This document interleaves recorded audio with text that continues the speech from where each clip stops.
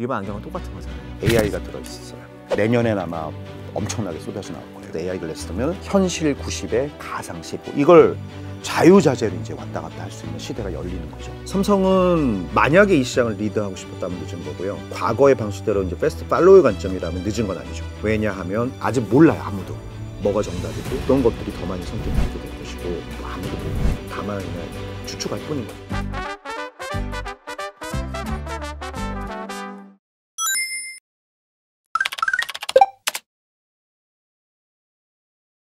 Is Meta Ray-Ban display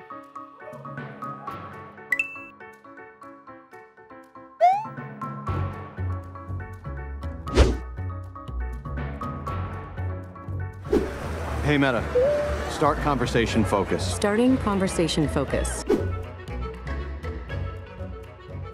메타가 왜 레이반과 오클리랑 협업을 하느냐. 패션으로 먼저 접근하려면 패션으로 안경을 만들던 애들이랑 해야 되는 거죠. 그렇죠. 정확하게는 맨 처음 2021년 시작은 레이반 스토리즈예요. 스토리즈. 그러니까 메타라는 이름이 없었어요. 걔는 이제 사진이랑 영상 촬영밖에 안 됐어요. AI 없고. 그리고 그 이후에 이제 2년 뒤에 나왔던 게 레이반 메타. 그러니까 메타 레이반이 아니고요. 레이반 메타. 레이반이 앞에 있네요. 앞에 있어요. 그러니까 그때까지만 해도 메타는 서브인 거죠. 자신감이 생겼기 때문에 이번에 이제 디스플레이 넣으면서 이제 바뀌었어. 메타, 레이반, 디스플레이. 그니까요. 순서가 메타가 앞으로 왔죠. 이제 여기서부터 우리 거야. 큰 차이점이 뭐예요? 그전에 레이반 메타와는? 레이반 메타와 차이는 디스플레이가 있냐 없냐. 그러니까 지금 제가 메타 이게 레이반 메타예요. 쓰고 오셨잖아요. 네. 그렇죠. 이건 디스플레이가 없어요. 그러면 지금 이제 카탈리스님께서 보시기에는 일반 안경은 똑같은 거잖아요.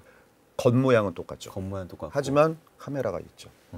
그리고 AI가 들어있어요. 카메라와 AI를 활용하면 어떤 걸 보통 평소에는 어떤? 그러니까 이제 한국에서는 안 되긴 하는데 미국에 가면 제가 이렇게 쳐다보고 뭐 헤이 메타, 테커 포로 하면 얘가 이제 한국에서는 이렇게 사진은 지금 깜빡하면 찍혔죠. 크리에이터들이 인스타그램을 자기가 연동을 하면 저도 되는데 라이브 스트림을 딱 켜요. 예. 그러면 제가 바라보는 걸 라이브로 스트리밍할 수 있어요. 인스타에다. AI가 되니까 이제 AI한테 뭐 오늘 날씨 뭐야, 뭐 오늘 지금 며칠이야 이런 거 물어보는 것도 되지만 네. 사실은 이제 한국을 벗어나서 미국에 가면 뭐가 되느냐, 내가 쳐다보는 걸 물어볼 수 있어요.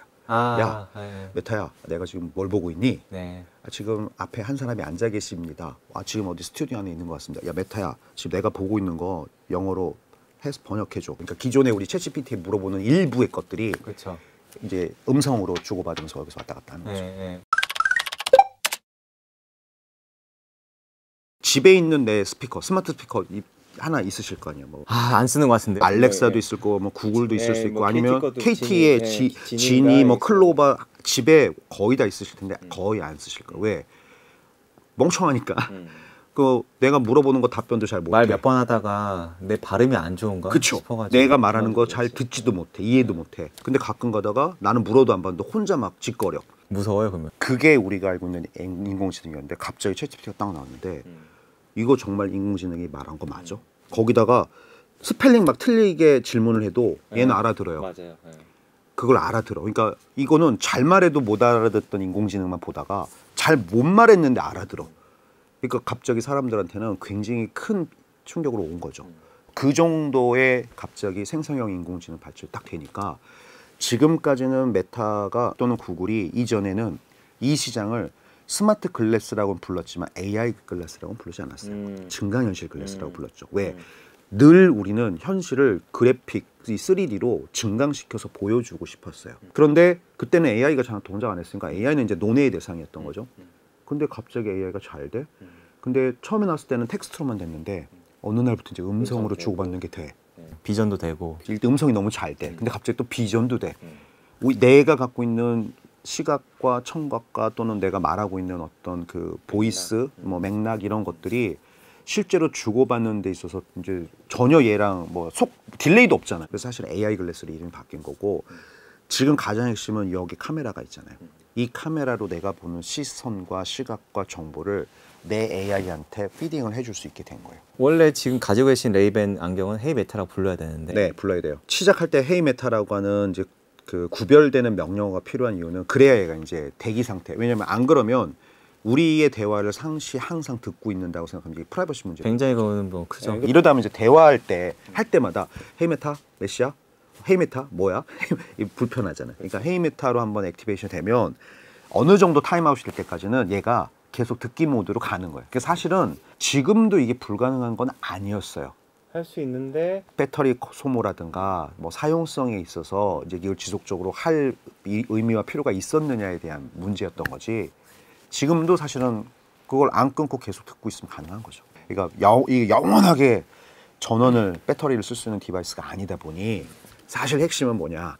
이 배터리가 유효한 상태에서 이걸 최대한 오랫동안 써야 되는데 그러려면 적정할 때만 쓸 수 있게 만들어줘야 되는 거죠. 그러다 보니 이제 이게 중간에 끝나거나 하는데 챗GPT 같은 경우는 지금 음성 모드로 들어가면 그게 되게 길어요. 거의 라이브 AI랑 똑같아요. 안 끊깁니다. 그러니까 1분에 한 번씩 얘기해도 계속 듣고 3분에 한 번씩 얘기해도 얘는 계속 들어요. 근데 이제 그게 글래스에 들어올 때는 좀 다르죠. 왜냐면 얘는 배터리가 여기는 보통 작아야 4,000, 5,000짜리가 들어가거든요. 근데 여기는 500짜리가 들어가요. 10분의 1짜리가 들어가요. 그러면 아무래도 배터리에 민감하겠죠. 챗GPT도 그렇고 구글 지금 제미나이도 그렇고 마이크로소프트 코파일럿도 그렇고 지금 다 비전 기반의 렌즈로 다 가고 있거든요. 내년엔 아마 엄청나게 쏟아져 나올 거예요. 저처럼. 그럼 늘 착용하면서 쓰려면 그래도 하루 종일 내가 충전 안 하고 쓸 수 있어야 되죠. 애플은 이제 공간 컴퓨팅이라고 해가지고 작업 시간에도 그걸 차고 있는 형태를 상상한 거잖아요. 그러니까 계속 차고 있는. 메타가 그럼 그걸 안 하냐? 하고 있죠. 메타 퀘스트 3나 메타 퀘스트 3S 같은 경우가 그게 되는 거예요. 메타버스라고 하는 건 제가 디지털이 가상 세계가 메인이고 우리 현실 세계라고 그랬잖아요. 가상백 현실 빵이 있어요. VR을 딱 집어쓰는 순간 내가 어디 다른 게임 세상 안에 딱 들어가. 내 주변에 여기 계신 분들 하나도 안 계시고 내가 있는 장소도 여기가 아니야. 게임 속이야. 근데 이 중간 어디쯤인가를 우리는 이제 왔다 갔다 할 수 있는 거예요. 그래서 이런 AR 글래스 쓰면 현실 90에 가상 10 여기다가 뭐 디스플레이 띄워놓고 여기다 뭐 이 정도 띄워놓고 같이 얘기하면서 시계 여기 딱 띄워놓고 우리 여기 지금 시계 없으면 이제 우리 방송 같은 거 할 때 아, 언제 끊어야 돼 이렇게 할 수 있잖아요. 뭐 이걸 자유자재로 이제 왔다 갔다 할 수 있는 시대가 열리는 거죠. 네, 그리고 그 하드웨어는 어떤 특정의 고정이 아니라 왔다 갔다 할 수 있어요. 그러니까 현실 10, 현실 20, 현실 30, 현실 40을 조종할 수 있어요. 그게 비전 프로도 보면 여기 돌리는 크라운이죠. 이걸 돌리면 그 불투명도라고 해야 되나요? 그게 사실은 불투명도이긴 하지만 엄밀하게 말하면 가상 현실 100에 현실 뭐 예를 들어서 뭐 10에서 가상 100으로 뭐 이렇게 조정하는 스위치라고 보시면 돼요. 이거 100% 돌리면 이제 가상이 100이 되는 거고 이쪽으로 100% 돌리면 이제 현실이 그래도 한 10이 뭐 90이 남아 있는 거예요. 이제 중요한 건 새로운 생태계가 만들어지고 그 시장을 누가 지키고 있냐에 따라서 리더십 기득권이 달라지는 건데 메타가 사실 스마트폰 시장에서는 못 들어갔죠. 그러니까 삼성한테 안드로이드 지정한테도 애플한테도 늘 치이고 살았어. 그러니까 이 새로운 세계가 열렸을 때 자기들이 거기 가서 종속되기 싫은 거죠. 그러면 먼저 들어가서 먼저 세계를 만들면 애플과 구글이 나름대로 진영을 만들겠죠. 메타가 만들다고 메타로 오진 않을 테니까. 그러면 그렇게 왔을 때 메타가 자기만의 파일을 가질 수 있기 때문에 그걸 이제 시작하는 거고. 삼성에서 이제 프로젝트 무한이라고 XR 기기를 또 새로 발표를 했잖아요. 뒤늦게라고 해야 될까? 좀 늦은 감이 있는 건가요? 삼성은 그러니까 늦었다라기보다 만약에 이 시장을 리드하고 싶었다면 늦은 거고요. 과거의 방식대로 이제 패스트 팔로우의 관점이라면 늦은 건 아니죠. 왜냐하면 스마트폰이 애플에 의해서 2007년 처음 만들어졌을 때 삼성은 없었어요. 그다음 삼성이 그럼 언제 나왔느냐? 2010년에 갤럭시 가지고 처음 들어왔는데 그러면 이제 사실 늦은 거죠. 그런데 갤럭시 가지고 들어왔을 때 스마트폰 시장 전체의 월드와이드 마켓쉐어의 70% 삼성이 먹었거든요. 꽤나 오랜 시간 동안.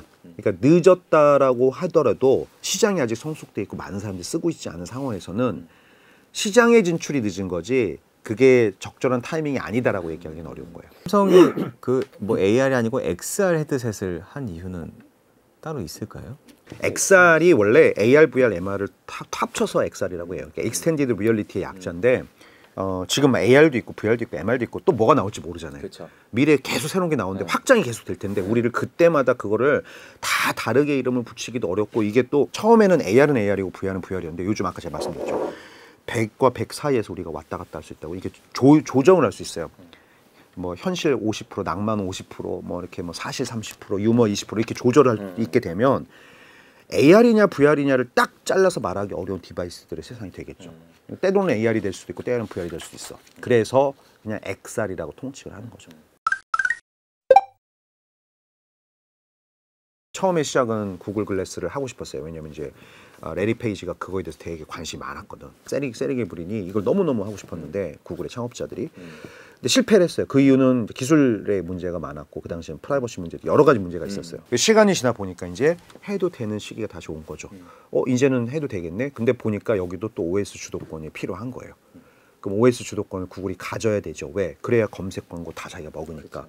그래서 지금 안드로이드 XR이라는 거를 만들었어요. 작년부터.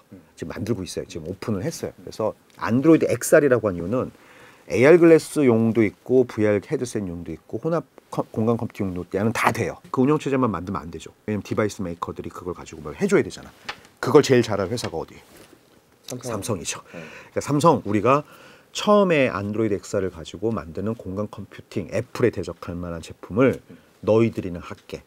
그래서 지금 이제 제휴를 해서 공간 이제 무한이라고 하는 제품을 만들고 있는 거고 AR 쪽은 해안이라는 제품을 만들고 있어요. 왜 그게 늦냐면 항상 그게 제일 어렵기 때문에. 내년쯤에. 정말 중요한 건 작년에 대만의 HTC라는 회사의 XR 팀 바이브라고 하는 혹시 VR 바이브라는 게 있는데 아시나요? 그 팀의 엔지니어링 팀을 전부 인수를 했어요.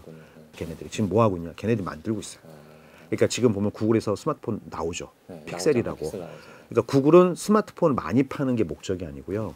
스마트폰의 방향성을 자기들이 세팅하고 싶은 거야. 레퍼런스로. 그래서 픽셀을 만드는 거야. 야, 우리가 생각하는 지금의 레퍼런스는 이거야. 왜 디스플레이를 왜 넣었을까요? 메타에서는. 사실은 디스플레이를 넣는 게 궁극적인 바람이죠. 왜냐하면 시각적인 정보가 차지하는 비중이 우리 인지에 있어서 사실 가장 커요. 75%. 그러니까 우리가 텍스트로 글을 읽었어. 그럼 사실은 이거에 대한 문맥에 대한 이해도가 사실은 높지 않아요. 그러니까 우리가 텍스트 다 읽네? 이걸 읽었지만 대부분 사람들은 이것의 10% 20%도 이해를 못합니다. 그냥 읽은 거지. 근데 누군가가 나한테 설명을 해서 귀로 들었어. 그럼 한 30% 40%로 올라가요. 맞아요. 그러니까 눈으로 읽는 것보다 듣는 게 훨씬 낫고 읽으면서 들으면 조금 더 나아요. 그런데 중요한 건 눈으로 보면 그게 갑자기 75% 80%로 올라가는 거죠. 그러니까 비디오 시대가 열렸고 지금 유튜브 맨날 보시잖아요. 그 디스플레이가 지금 양쪽에 있나요? 한쪽만 있나요? 한쪽에만 있는 거는 아무래도 시야 방해 이런 것 때문일까요? 아니요. 기술 때문에 그렇죠. 비쌉니다. 비싸서. 네, 비싸고 가격대를 못 맞춰서 그런 건가요? 그러면? 디스플레이를 두 개를 가지고 줄 수 있는 경험이 있고 하나로 주는 경험이 있어요. 디스플레이 두 개 쓴다는 건 두 눈에다 딱 갖다 대는 순간 뭐가 되냐면 3D 영상이 되는 거예요. 근데 두 개를 넣어봐야 지금 그게 안 돼요. 지금의 해상도로. 해상도도 안 되고 컨텐츠도 없고 그리고 거기에 넣어봐야 가격만 올라갈 뿐 거기서 줄 수 있는 애플리케이션이나 이런 게 충분치 않고 왜냐면 날씨를 한눈에 보나 두 눈에 보나 무슨 의미가 있고 사실 그렇죠. 그러니까 그 관점에서는 지금 이제 하나가 들어갔지만 궁극적으로는 두 개가 들어갈 거예요. 왜? 두 개로 보여줘야 되는 것들이 훨씬 많기 때문에. 웰비게이션을 했을 때 그런 게 필요할 때가 있죠. 예를 들어서 우회전해 그런데 지금 하라는 건지 20m 뒤에 하라는 건지 우리는 하나를 가지고는 알 수가 없어요. 근데 둘로 하면 저기에서 우회전이 걸어가면 자꾸 화살표가 커져. 예를 들자면. 그런 게 가능해지면 훨씬 더 편하겠죠. 사실 이미 시장에 두 개짜리가 있습니다. 10년 전부터 팔았어요. 10년 전부터. 네. 그래서 지금 중국 회사 뭐 엑셀 같은 데서 나오는 AR 글래스들이 있습니다. 양눈 다 나오고. 그래서 이렇게 딱 연결하면 내 눈앞에 140인치짜리 스크린이 떠요. 그 유튜브나 넷플릭스를 140인치짜리 딱 띄워놓고 이렇게 이게 앉아가지고 볼 수 있는 거죠. 그게 중국에서 확산이 안 된 이유는 확산이 안 된 건 아니고 많이 됐으나 그거 말고는 쓸 게 없어요. 그거만 쓸 게 없다. 그러니까 무슨 얘기냐면 FHD로 큰 해상도의 화면을 띄워줬어. 와 좋은데? 그런데 예를 들어서 밖에 그걸 쓰고 밖에 나왔어. 할 게 없어요. 햇빛이 쨍쨍 내리치는 여름날 내가 목동 SBS에서 을지로를 가야 돼. 밖에 딱 나오는 순간 햇빛 밑에서는 하나도 안 보여요. 그 디스플레이 밝기보다 햇빛이 훨씬 밝기 때문에 안 보여요. 그걸 좋게 만들려면 당연히 가격도 올라갈 거고 발열도 심할 거고 그리고 중요한 건 이 폼팩터에 배터리가 얼마나 들어가겠어요. 그 배터리 얼마나 쓰겠습니까? 그거 만약 돌리면 한 시간도 못 쓰죠. 왜냐하면 이 스마트워치도 초창기에 나왔을 때 하루를 못 썼거든요. 그래서 그때 이거 사셨던 분들 중에 한 달 쓰고 충전하다가 책상 서랍에 들어가신 분 되게 많아요. 이게 데일리, 그러니까 매일매일 우리가 어느 정도 적절한 시간 동안 사용한다는 게 사실 되게 중요하거든요. 디스플레이와 배터리의 한계가 여전하고 여전히 있습니다. 디스플레이 입장에서는 작을수록 어려워요. 해상도를 이 안에다가 지금 그 유리 안에다가 우리가 원하는 해상도 지금 여기에 넣는 것도 쉬운 일은 아니지만 그 안에다가 하루 종일 쓸 수 있을 만큼에 넣는다? 대단히 어렵죠. EMG, 근전도. 이 손으로 움직일 때 우리가 손가락 또는 관절을 움직이고 근육이 여기가 이제 뭐 수십 개 근육들이 있잖아요. 이걸 내가 뇌에서 집어 이렇게 명령을 주면 사실은 전기적 신호가 뇌에서 이 손의 근육으로 갑니다. 그걸 수축시켜서 이렇게 움직임을, 이완을 만들고 뭐 수축을 만들고 이렇게 하는 거거든요. 그럼 여기에서 가는 전기적 신호가 있는데 그거를 뉴럴 밴드를 통해서 읽는 거예요. 정확도는 꽤 높은 것 같더라고요. 그럴 수밖에 없는 게 세 손가락만 봅니다. 일단 이 세 손가락의 움직임만 보고요. 그 다음에 이 세 손가락의 움직임 중에서도 패턴이 명확하게, 그러니까 이게 왜냐면 그동안 얼마나 오랫동안 이게 임상을 했겠어요. 그러니까 수많은 시그널들을 찍어보면서 구분되는 것만 갖다 써야 되잖아요. 그러니까 명확하게 잘라 뭐 내지는 뭐 접어가 하나로의 동작으로만 인식되는 패턴들만 찾아내야 되는데 이 이제 EMG 안에서도 이제 근전도 안에서도 이제 그런 걸 찾아낸 거죠. 비전 프로랑 비교해서 네. 이 정확도가 아무래도 밴드를 끼고 하는 게 더 정확도 높지 않을까 생각은 들긴 하거든요. 그게 다릅니다. 많이 달라요. 그래요. 네, 이제 비전 프로는